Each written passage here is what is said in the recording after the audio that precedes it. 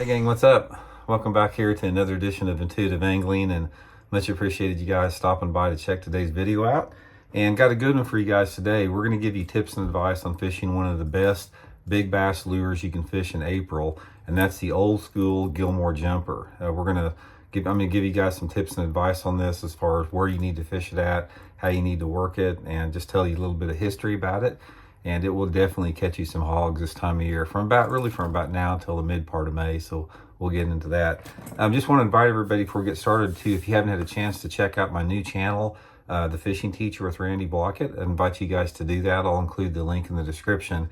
And it's a channel I started to basically for the beginning angler, for the people that are just getting started out in fishing. And if you guys would like to, all the intuitive angler anglers, if you guys would like to help get that channel off the ground, much appreciated. And I'll, like I said, put the link in the description. Much appreciated. Okay, guys, here it is. This is the old Gilmore jumper, man. This is as old school as you get. This is an old wooden plug. Baits like this, guys, have been around for, God, probably 80 years. These propeller type baits like this. This is one of the original type topwater lures that were invented a long time ago. These things have been catching bass when guys were using steel rods and Dacron line. I mean, they've been producing forever, and they are still as productive today as they've ever been. So I'll give you guys a little bit of tips on when to fish it. And like I said, the place that I really learned this type of fishing from was from this old dude that I used to float Shoal Creek back in Joplin with.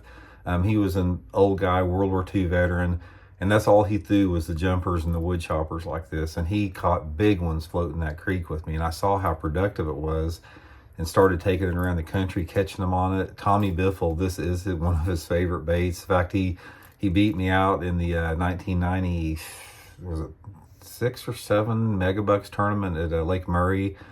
Finished, almost won that tournament. He won the tournament, and he caught a lot of them on this exact bait right here, the bumblebee pattern Gilmore jumper. So anyway, why is it so good in April? Guys, this is one of those things, this is called, basically it's called a slush bait, this type of thing. And in April, what you have was when those fish start to move up and start getting ready to spawn, I don't mean the ones that are actually just bedding, visible bedding fish, but when those fish start to make a move to the bank this time of year in April, when that water temperature starts to get into the upper 50s and up until it gets about 70 degrees, there's something about these propeller slush baits that will trigger those big ones to hit that are up shallow. And a lot of it has to do with the way you work this thing. This thing is pretty loud based upon, how hard you jerk it down. I mean, you throw it out there, guys, and you just jerk with a downward motion, just a sharp tap like that.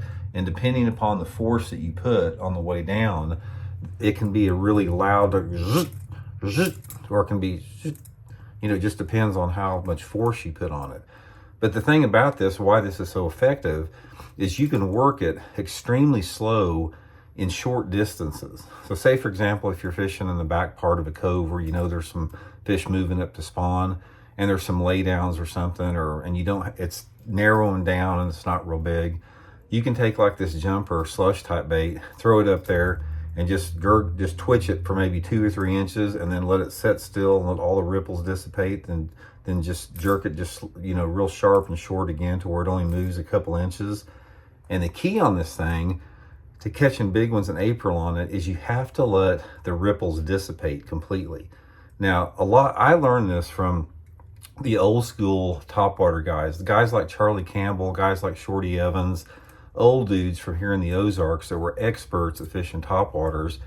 And one of the big keys with this, like I said, that people don't do much anymore, is once you move this, let it completely come to rest. Don't even move it until those ripples completely dissipated. And a lot of times what will happen is once those ripples dissipate, even if there's not much wind, or if it's completely calm, the bait will it'll like float around a little bit like that, even if you're not moving it, just like maybe like the weight of the line or just the momentum or of the weight on one side. But it'll sit there completely still and just slowly move like that. And that's when those big ones will hammer it, when it's just sitting still like that. And I've caught some really good fish on it in April and May. There's a couple of different things as far as when it works best. It's a combination of the type of areas and the water clarity that you have. Like I said, the spawning type areas are really good, but one of the things that's really going to help with it is if you had some type of shade. Now the shade can be in the form of like an overhanging tree. It could be the angle of the sun hitting one side of the bank, shading one side of the bank, and the other side of the bank sunny. It could be the corner of a boat dock, whatever. But you want to key with shade on this and in low light conditions. So that's therefore it's better, you know, well, in one situation. I'll tell you another situation where it's good in the sun. But in most situations, shade or low light is key in those particular areas.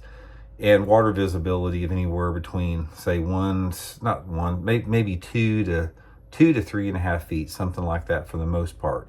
Now, there is another situation where I've caught them on this thing, is if you've got clear water, like water visibility of over 5 feet, you can work this thing pretty fast and hard, almost like a buzz bait. And just the sheer, the brightness of the bumblebee color and the noise and the aggressiveness, it's almost like a whopper plopper. It's almost like it's almost like the whopper popper predecessor. You can work it fast and really get this thing moving, making a lot of water, making a lot of noise, and those fish will come out of that super clear water and hit it. I remember another tournament, Biffle won. We were fishing that Hummingbird Bass and Golf tournament down at the Disney World Lakes back in the 90s. And this was a deal where there was 10 of us in this tournament. We had 10 bass pros and 10 golf pros. By the way, I had a chance to golf with Payne Stewart in that tournament, which was a really big honor. But anyway, down at the Disney World Lakes, we had the tournament we had. The Disney World Lakes down there are real clear. They've got like 5 to 8 foot of clarity. And Biffle won our tournament. I remember I watched him throw this thing all day, fishing in that real clear water at Disney World, this exact bait, catching big ones in that real clear water, bright sun, working it pretty fast like that. So anyway, guys, get you some. I don't even know if they make anymore. This is a Gilmore jumper, the wood choppers, just some type of a propeller-driven wooden lure. Maybe even a devil's horse would work, something like that. Really good in the month of April to catch big fish on. So hope it helps. We'll see you guys later.